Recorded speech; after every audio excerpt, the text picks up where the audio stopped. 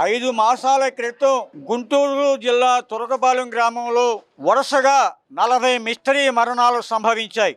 ఈ మిస్టరీ మరణాలు కలుషిత తాగునీటి ద్వారా సంభవించాయని చెప్పి ఉన్నత స్థాయి నివేదికలు బయటపెడతా ఉన్నాయి. కాబట్టి కలుషిత నీరు సరఫరా చేసినందుకు ప్రభుత్వ యంత్రాంగం వైఫల్యంగా మేము ప్రకటిస్తా ఉన్నాం. ఈ వైఫల్యానికి బాధ్యతగా మరణించిన కుటుంబాలకి నష్టపరిహారం చెల్లించిన బాధ్యత ప్రభుత్వం మీద ఉంది. కానీ ప్రభుత్వం ఆ గ్రామంలో మెడికల్ క్యాంపు భోజనాలు సరఫరా చేయడం ద్వారా సరిపెట్టుకుంది తప్ప మృతుల కుటుంబాలను ఆదుకునే దిశగా ఏ విధమైన చర్యలు తీసుకోలేదు. ఈ నేపథ్యంలో ఐక్యవేదిక తురకపాలెం వెళ్లి బాధితులందరినీ కూడగట్టి కలెక్టర్ వద్దకు తీసుకెళ్లి 25 లక్షల నష్టపరిహారం, కుటుంబానికి ఉద్యోగం, ఇల్లు ఇవ్వాలని చెప్పి ప్రభుత్వానికి నివేదించాం. ఈ నివేదికని ఎస్సీ కమిషన్ వారికి కూడా పంపించాం. ఎస్సీ కమిషన్ వారు దీని మీద ఏం చర్య తీసుకున్నారని కలెక్టర్ ఆరా తీసిన వెంటనే ప్రభుత్వంలో వణుకు పుట్టి కంగారు పడి మొన్న శుక్రవారం, శనివారం, ఆదివారం అక్కడ చనిపోయిన 28 కుటుంబాలకి 5 లక్షల చొప్పున నష్టపరిహారం బ్యాంకుల్లో వేసింది. ఇక్కడ మేము ఒకటి గమనించాం.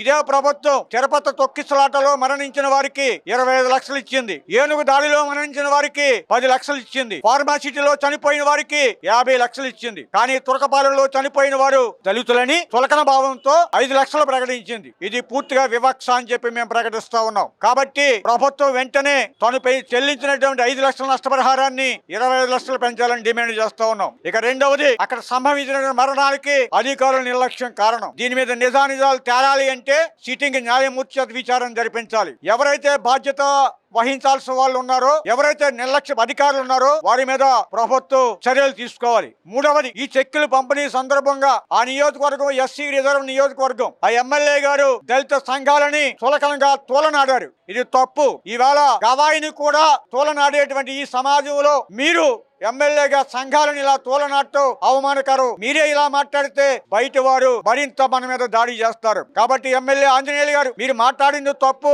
మీరు మన సమాజానికి క్షమాపణ చెప్పాలి. ఆ బాధ్యతలను ఆదుకునే క్రమంలో మీరు ముందు వరుసలో ఉండాలని చెప్పి డిమాండ్ చేస్తూ ఉన్నాం.